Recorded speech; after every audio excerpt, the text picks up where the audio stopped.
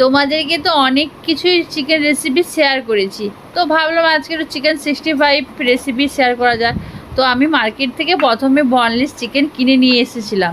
তার মধ্যে একটু ভালোভাবে স্লাইস করে কেটে ওইটাকে ভালোভাবে ওয়াশ করে তার মধ্যে হাফ স্লাইস লেবু, নুন, হলুদ, কাশ্মীরি লঙ্কা গুঁড়ো, গরম মশলা গুঁড়ো আর গোলমরিচের গুঁড়ো দিয়ে ভালোভাবে ওইটাকে মিক্স করে নেব। তারপর সামান্য পরিমাণে টক দই দিয়ে ভালোভাবে ওইটাকে মাখিয়ে নেব। মাখিয়ে নেওয়ার পর একটু আদা রসুনের পেস্ট 1 চামচ দিয়ে দেবো। তাও সেটাকেও ভালোভাবে মিক্স করে নেব, যাতে চিকেনের মধ্যে সব মশলাই ভালোভাবে মাখানো হয়ে যায়। তারপর 2টো ডিম ফাটিয়ে এইভাবে দিয়ে দেব।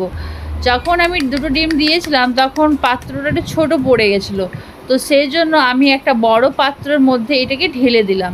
ঢেলে দিয়ে ভালোভাবে এটাকে মাখিয়ে নেব, যাতে সুন্দরভাবে এটা মাখানো হয়ে যায়। তাই আমি এটাকে মাখিয়ে নিলাম ভালোভাবে, দেখতেই পাচ্ছ। সুন্দরভাবে মাখানোর পর হাফ বয়েল মানে হাফ বাটি চাল গুঁড়ি দিয়ে দিলাম। তো সেটাকেও ভালোভাবে মাখিয়ে নেব। তারপর কর্নফ্লাওয়ার বা যেটাকে বলে ময়দা, তো 1 বাটি ময়দা দিয়ে সুন্দরভাবে চিকেনের মধ্যে ঢেলে ওটাকে সুন্দরভাবে ম্যারিনেট করে নিতে হবে। তো চলো, ম্যারিনেট করে নেওয়ার পর সুন্দরভাবে যেটা আমি ম্যারিনেট করে নিলাম।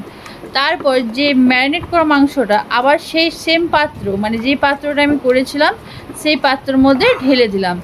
ঢেলে দিয়ে এইভাবে কিছুক্ষণের জন্য ঢাকা দিয়ে 30 মিনিটের জন্য রেখে দিতে হবে, যাতে মাংসটা সুন্দরভাবে ম্যারিনেট করা বা মশলাগুলো যাতে চিকেনের মধ্যে মাখানো হয়ে যায় সুন্দরভাবে।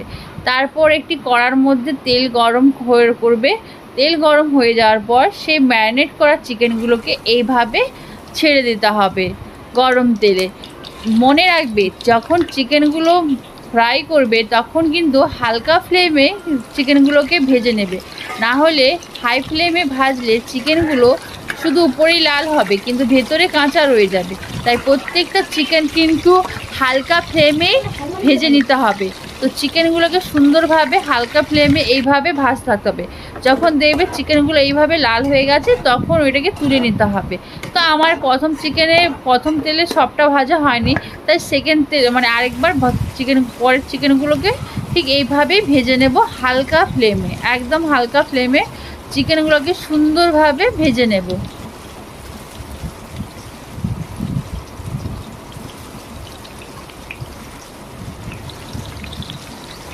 চিকেনটা ঠিক যখন দেখবে ভাজা ভাজা হয়ে গেছে তখন সেটাকে